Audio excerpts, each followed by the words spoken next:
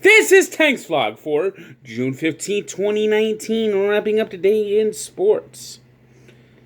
We are brought to you by Allow Me to Be Frank, the weekly podcast you hear on SoundCloud and iTunes. We'll be back soon with new episodes, but you can listen to many of our great episodes in the past. We're going to be doing a lot of focusing on the Mets that are coming up soon. It's almost pitchers and catchers.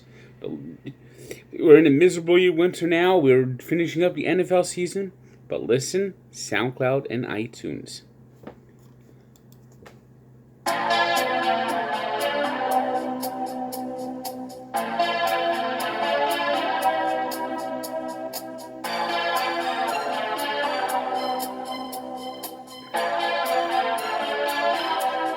He was brought to New York, even though he failed in Miami. He wasn't too bright. He didn't know what he was doing. He couldn't turn around Ryan Tannehill. The Jets should have drawn twice. He doesn't look like he knows what he's doing. He's got Adam Gase eyes. Nobody knows what he's going to be doing. The Jets won't win. They're going to continue to tease you. It's going to be more failure, and the same old Jets will always survive because he doesn't know what he's doing. The Jets will fail. He doesn't look like he's insane. He's got Adam Gase eyes. What the hell was that today in New York? Oh my God! I knew he was a bad coach, but what's with these eyes? It's like me. I think you heard the background. I mean, jeez. Oh, New York Jet fans, thank you for taking Adam Gase off the Dolphins' hands. Woo! He sucks. Wow, and he doesn't look like he's going to be able to handle the press conferences, the pressure. This is going to be a disaster. Sam Darnold, any chance you had of succeeding in the NFL is bye-bye, Jets. It's the same old Jets. With another coach to lead you down the path of disappointment. Well, it's the same old Jets. With another coach that's gonna be more disappointment. It's 50 years since they last won that Super Bowl with Joe Namath's guarantee, but what you didn't realize, he made a deal with the devil, and the Jets will never win another game because they are so very lame. It's the same old Jets. They continue to be a major disappointment. Well, it's the same old Jets. Just hiring another moron who doesn't know what he's doing.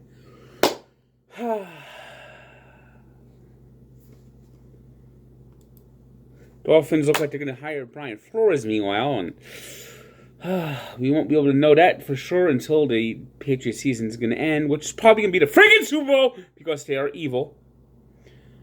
And they are Beelzebub himself.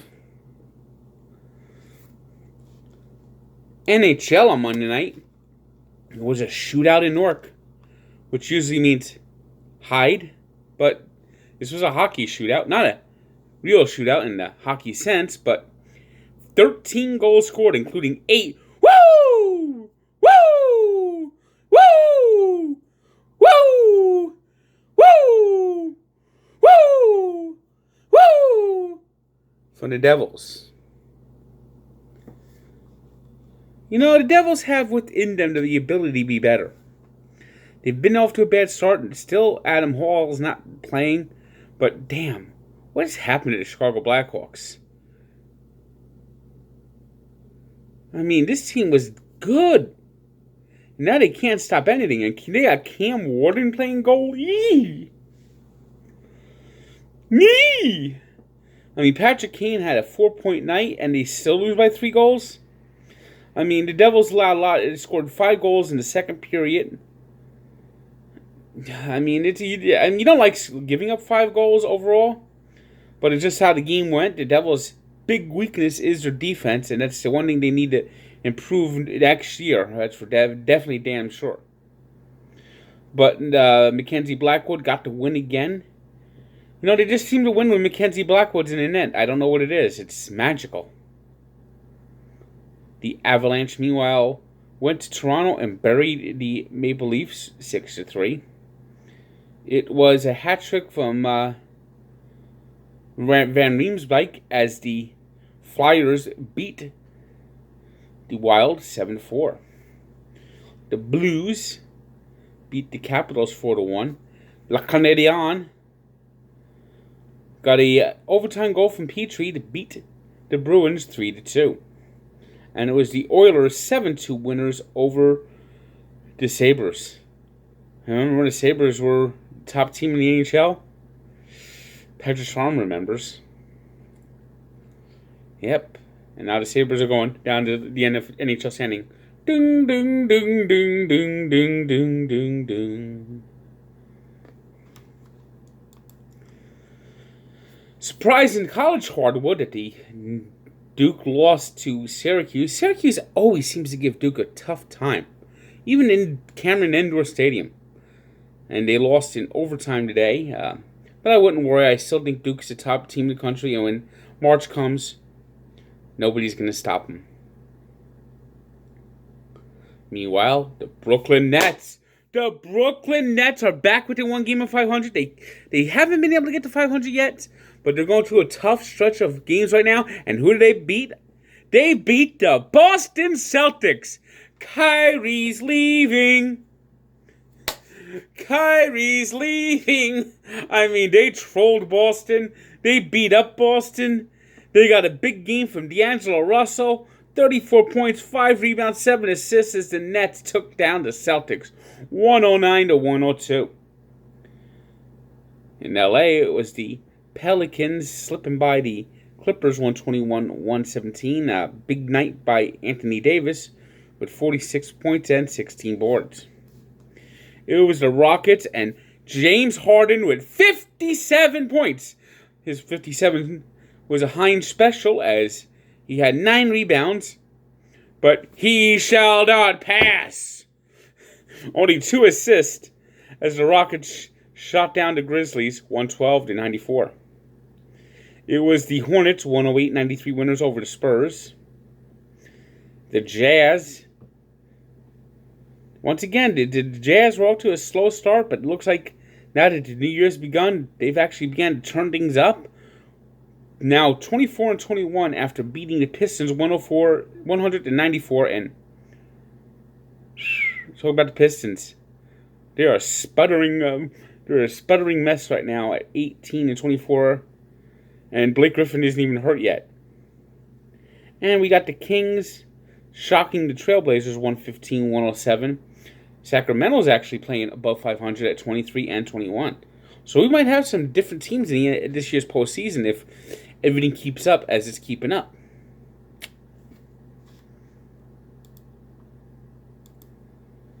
Let's switch to our 3 stars of the game. It was James Harden with his 57 special, 9 rebounds and 2 assists. Nolan Patrick had 2 goals and 2 assists as the Flyers beat up the Wild. And Anthony Davis with 46 points, 16 rebounds as the Pelicans beat the Clippers.